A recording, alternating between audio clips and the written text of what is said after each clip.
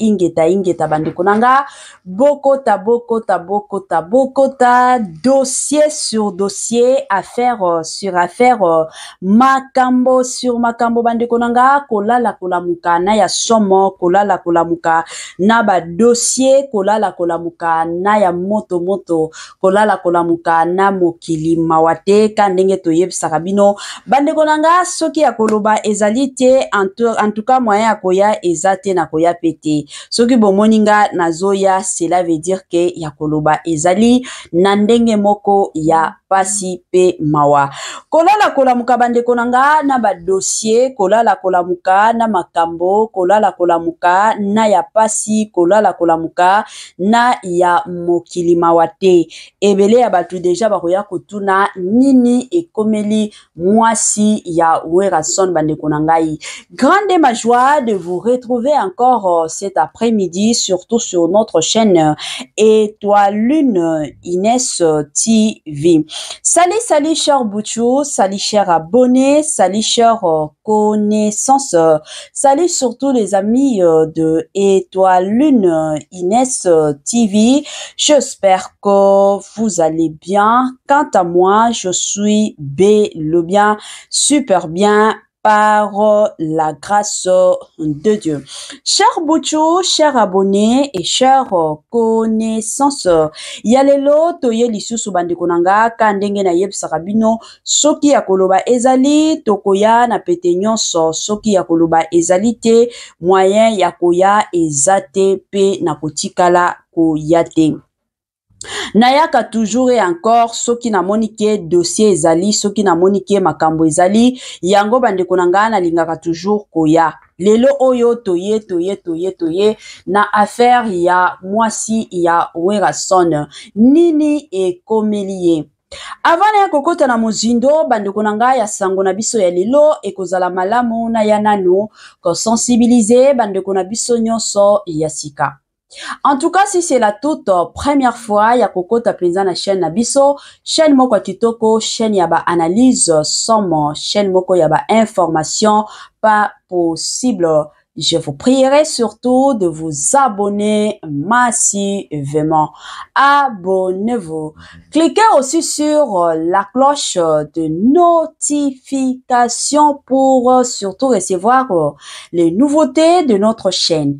Aimez la vidéo, la famille, commentez et partagez et ko sala biso oyo penza tolobaka na biso chaque jour, chaque minute et pourquoi pas chaque seconde. Tokos makasi. Bambote nanga na yemoko linda bukulu ya balinda. Bambote na Madame Gracia Mpoyi na pesi bambote na Mama Lisi mpito ya balisi. Bambote nanga na Mama Chérie, Mama d'amour, Mama Eugénie Zemanga. Na pesi bambote na yemoko la parisienne ya Tongo, Madame Judith Diampo Visa. Bambote nanga na Franesse NM, Franciel NM. Et pourquoi pas leur tonton international, tonton Amos Kazadi, et sans oublier Madame Jenna Kazadi, Nandenge Moko ya kitoko. Voilà la famille to landana no spoto yo na zozonga sima po na koyako continuer analyse na biso kaka ndenge e sengeli. Année ya sika, solo ya sika, agrandissement des troisième jambes, qui mobile et salakate, pe ezamukie, mama azo sepelate na mbetu, na gavke, e lamuki, feti e zongi, ba mama e, on a ba problème ya mabota, myome, fibro, trompe, kiss, règle abondante, ménopause, ata, okomi na 65 ans, mama, okobota mwana, yoka bien, dépression, maladie mentale, autisme, ata mwana alobakate, mokulu makasi, tope alalakate, tozali na solution, na gavke, bona loposo, totikali simate, vergete, babengi nduta, bouton, tache, 5 jours ya bamba, oteli lokola lilala, teint uniforme, tozali na gamme complète, ya kopakola, ya injection, ya comprimé, ya suppositoire, esengo ezali, mama, olingi ovimbisa, tolo pesima, sans opération, benga biso na lombango, papa, mama, yo oyo, otungisama mingi, na maladie, hémorroïde, interne, dopé, externe, yoka, na 2 jours, jour ya bamba omoni changement ya solo et bongo na bokono ya diabète AVC tension topé obésité Gavker Golo solution perte de poids naturellement au kokota salle de sport teo na kisi ya comprimé pe injection na Gavker ozongi mobimba ba produit na biso ezali 100% naturel et salemi na ba plan na ba industrie ya Allemagne pe Angleterre na Gavker oko sepela. La santé n'a pas de prix. La famille, quand toyeb sarabino bate la santé na yo, soki oko bate la santé na yo te, mutumoko te, akotikala ko bate la santé na yo te.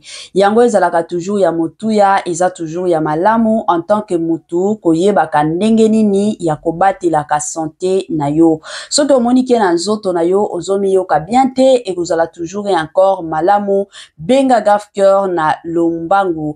Good news, bonne nouvelle, sango ya malamu abari njema bandeko nanga. Gavker aye na ba solution ya kilikili, Gavker aye na ba solution ya somo et surtout na makambo oyo etali makambo ya mabota.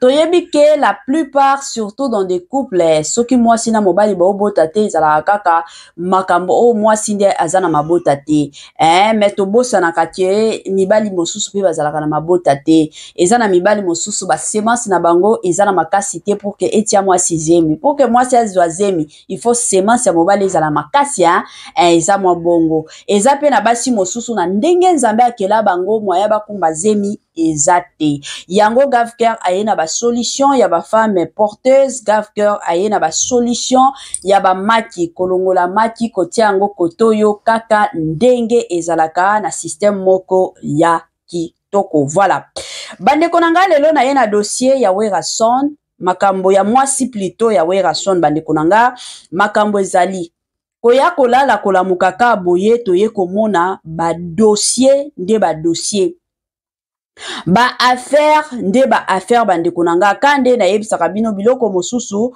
ezalaka toujours bien toye tolobi tobeteli yango lisolo eza mwa bongo eza na ba makambo mosusu oyo tokoki kovanda kimia eza pe na ba makambo mosusu oyo tokoki kovanda kimia te eza bongo soki matière ekoti moyen tobo ya matière wana eza te tokoya na lombangu na matière wana bandeko na ngai eza ya kobebawa. En tout cas sans plus tarder na tiela bino nanu message ya mama na biso azalaka Sylvie Mampata mama Sylvie Mampata toyoka ye nanu ndenga zoloba et après nazozonga pona kokota na mozindo ya makambo na biso pe ya lisolo na biso kaka ndenge ezalaka tolanda nanu na bukebi nyonso. Voilà mais il y a le bique il y a son oreille ça bien pour la musala et si comment il y a kaka wala ya na wele na ningi boete tika boeko kwa na ndako na watu za chambre na somo ya prière mugozu na swali si ya noele abilimba wakili akina chambre prière na kesi siko ngamo na tikali siko na yuki pasi bandonanga na yuki pasi la bi insande ni etinga na ndo baboye ko mobali bato akini na chambre bandonanga na mona kike oui na obi sente se zabi la keno mapato usali bakolo bi bapi eta que moi ça comme qui ça kini na ke malembe na landie la chambre prière na kutie akona na chambre prière tozaka na matela tozaka pena ba moi ba drap ba couverture na monisco fini yango benjamo yano ekibisko na chambre kwani tika na bana laya na boyi na olala ndeni bado bade koloba na ole na bite pardon ya no na sonte so na chambre na ko basone apia songa ki pe na kombola ki ke te sobi na lobby moi bala bato asala déjà mingi na tongo fala muka il faut que des répétitions déjà na ko déranger pour na tiki azomi na chambre na loba ki ni so soute na loba ki kimyanga moko mobali nyonso alingaka mwasi na ye azala fier na ye mobali nyonso alingaka mwasi na ye akumisa ye mobali nyonso alingaka mwasi na ye abetela ye maboko surtout ata soki yo mwasi omoni ke mobali aza na erreur omoni ke mobali mama osala na moma wana pesa ye respect na ye kotalisa ye te ke ozominimize ye combien de pasi bazominimize mibali bango na miso ya bato c'est pas dit que il faut qu'on dise ma campagne sur mibali sur la salle ya mabe non mais dans ma campagne c'est dans la pouvoir la biso parce que tu peux charger bango tu peux corriger bango mais mususu et comme la biso a problème quand on veut corriger quand on veut ma critique voilà il y a zo mona neti a combien férié pas na yo alors il y a comme me la bino désordre dans foyer il y a comme me la bino ba problème alors tika yo luka kimia na yo ko izate ba tu passe mingi to koma ko luka ko sepelisa batu et ko classer yo na pour soigner ça toujours pas na yo il y a la donc il faut à la façon dans un live donc c'est ça banolanga ba acte oyo zo poser acte oyo ozo poser ba réaction na yo banolanga il faut classer la catégorie moko bon mais ça y a tika auto dans ça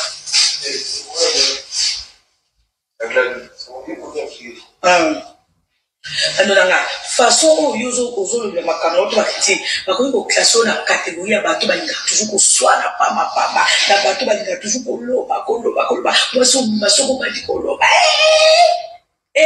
anolanga ngala za kiso na di ko loba mama na ngaye madonga déjà de nature na loba na za hypocrite mais ko loba na ngai façon na lobaka nazabi na manière nanga ona le barango devant mbai nanga tant le barango devant mbai nanga na eba kaza mo mbai nanga za mo constat kaza chef nanga na koloba avec douceur mais ko swana soki yo mo somo zo swana et nazana voilà na bandi ebele batu to tiko yoka moi message ya mama na biso Sylvie Mampata tango to beta Sylvie Mampata aza mwasi ya Werason le roi de la forêt ya lingaka babenga ye bongo donc to kende nango ka bongo mama Sylvie Mampata ebele ya batu to yebi ke azalaka une servante de Dieu asalelaka Nzambe Bible ebisaka biso déjà que ne jugez point afin que vous ne soyez pas jugés eza bongo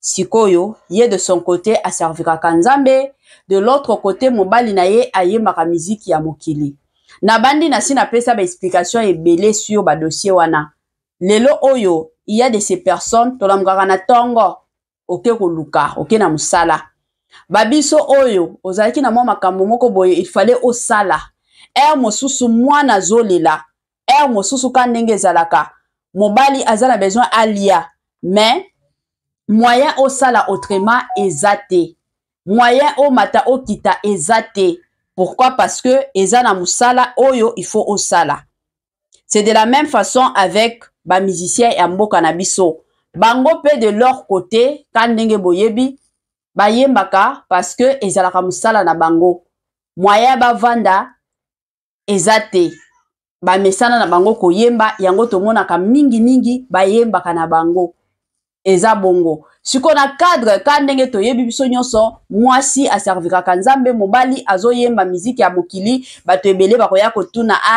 wana mama wana eske asambelaka penza eske na ndako wana président Nzambe visitation ya Saint-Esprit ezalaka eske pourquoi parce que mobali ayembaka miziki ya mokili mwasi azosambela eske esalemaka na bandi ebele ya batu deja bazalaka na mwa mituna wana ebele ya batu ba mituna katunaka deja kaka ndenge ezalaka bandeko nanga ka ndenge boyebi na expliquera bino toujours que non eza musala soki musala esengi ke il faut ayemba musique ya mokili nde esalaka keno batu ebele balandaka ye soki peut-être akoti na musique ya Nzambe moya batu balanda ye ezate moya kosala pe autrement ezate eza mwa bongo eza penza bongo namoni awa conseil mama na biso Sylvie Mampata pesi namoni quelques personnes bafingaki bato kutu batindelanga video bafingaki mama Sylvie Mampata balobi bino basi bozalaka makambo bosalaka na bandako ya mabala te yango boyaka kopesa conseil bosalaka na bandako ya mabala te yango nde bozalaka bato ya liboso koya kopesa conseil bato baoloba nanga eske nakomona mama Sylvie wana eske azalaka na soumission bandeko nanga na sekanani na se ya moya eza na mobali moko te oyo andimaka kovanda na mwasi ya impoli oyo andimaka kovanda na mwasi oyo aza insoumise. Mobali nyonso alingaka toujours kozala na mwasi oyo aza soumise, alingaka toujours kozala na mwasi oyo aza poli, alingaka toujours kovandaka na mwasi oyo azo consideraka ye. Eza bongo.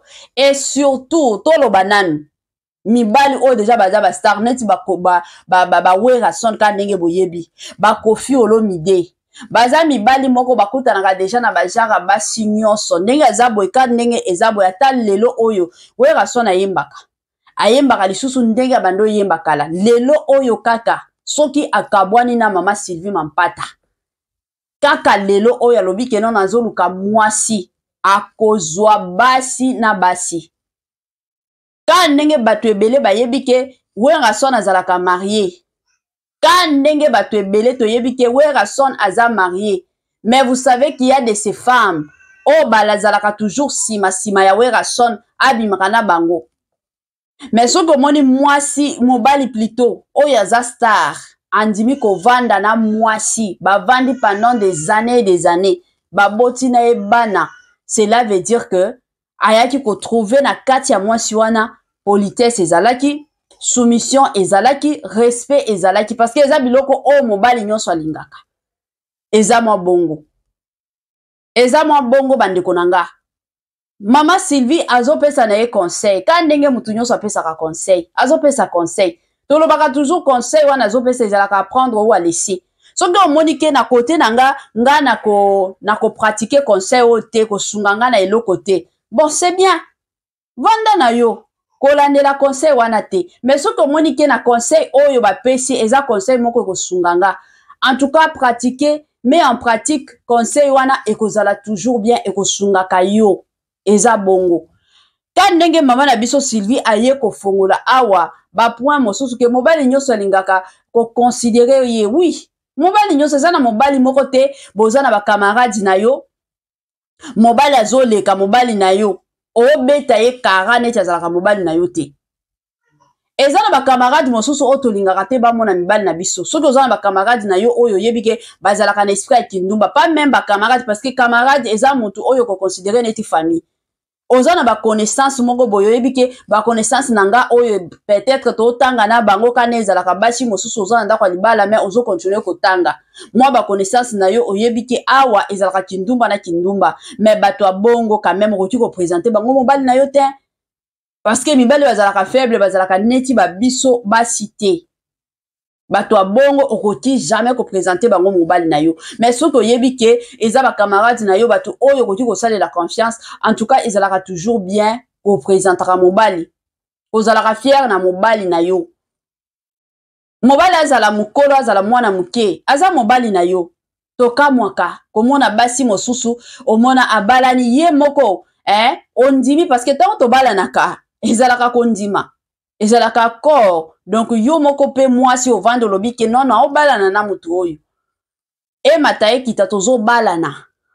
Azala mukolo na yo, azala mwana muke, azaya yo aza bolingo na yo. Eza bongo, quel que soit que non, âge eza nango avancé, ata soki âge eza avancé, oza libre koloba ke non, na kotikala nanga kobala te na lokata mobali atianga zemi na bota. Ke na kota na ndako libala na mobali moko na tikala kolinga ye te. Esalaka mibali wana pasi. Mobali nyonso alingaka à se sentir aimé, à se sentir considéré. Ezalaka toujours bien. Eza na basi mosusu mona ye abalani na mobali azomona mobali neti eloko. Donc mobali azomimona na ndako neti aza eloko. Azo se sentir te. Yango bozo tindaka mibali bakeli banda. Pourquoi? Parce que na ndako na ye moko mwasi azo considérer mobali neti eloko. Mobali pe azo considérer mwasi neti eloko. Na mabala eza na ba makambo ebele tango tondimaka kobalana. Eza na makambo ebele ba point ebele oyo il faut toujours et encore ko considéraka. Mais eza na batu mosusu pe ba vivraka na ignorance. Azo yeba na yete ke no ba point oyo eza ba point oyo il faut na considérer. Yazo mona na normal, eza na ba parole mosusu to bimisaka. Obimisi na yo monike parole eza normal mais oyi yeba te tango zo bimisango.